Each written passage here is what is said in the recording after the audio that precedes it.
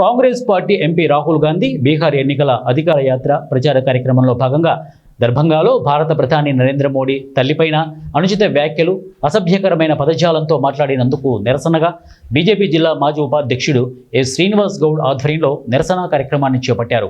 Veldurthi Ambedkar torch వద్ద సమీపంలో మెదక్ తూఫ్రాన్ ప్రధాన రహదారిపై రాహుల్ గాంధీ దిష్టిబొమ్మను దహనం చేశారు.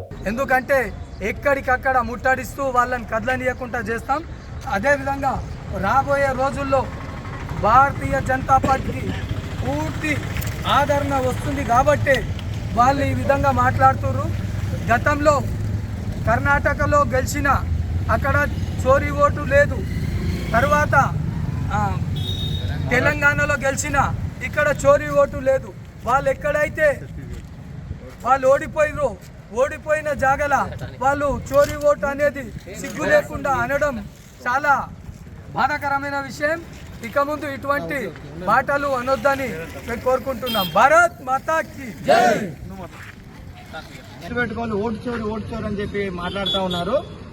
మొట్టమొదటిసారిగా ప్రధాని అయినటువంటి దొంగ ఓట్లతోని అసలు ఎలాంటి ఓట్లు రాకున్నప్పటికీ కూడా సర్దార్ వల్లభాయ్ పటేల్ ప్రధాని అవ్వాల్సింది, అలాంటిది పోయి దొంగ ఓట్లతోని ప్రధానమంత్రి అయినటువంటి నెహ్రూ ఓటు చోరు చేసింది మీ కుటుంబ సభ్యుడు.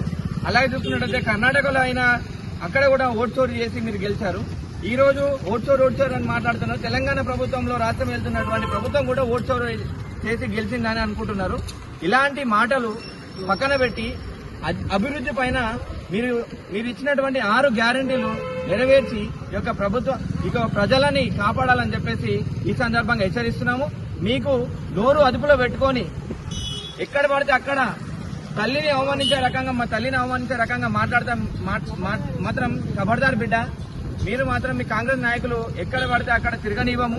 మీరు ప్రజాస్వామ్యాన్ని కూని చేసే విధంగా మాటలు మాట్లాడాం, సరికాదు. అది మీరు అందరికీ తల్లిని అలాంటి మాటలు మాట్లాడడం మాత్రం స్వర్గీయ చనిపోయిన ఆమె పైన మీరు అనుచిత వ్యాఖ్యలు చేయడం చేసినటువంటి ఈ యొక్క రాహుల్ గాంధీ అలాంటి వారి యొక్క కార్యకర్తలు బేషరతుగా క్షమాపణ చెప్పాలి.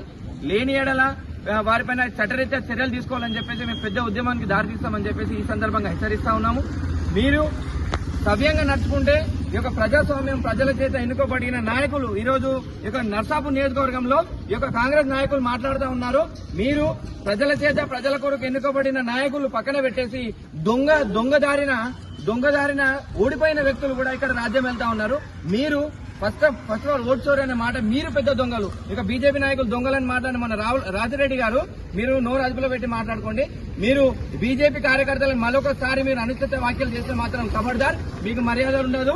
మీరు ఓడిపోయి కూడా మేమే నాయకులము, మేమే లీడర్లం అని చెప్పేసి ఈ యొక్క రాజ్యాంగాన్ని కూని చేసి మీరు ప్రవర్తిస్తా ఉన్నారు.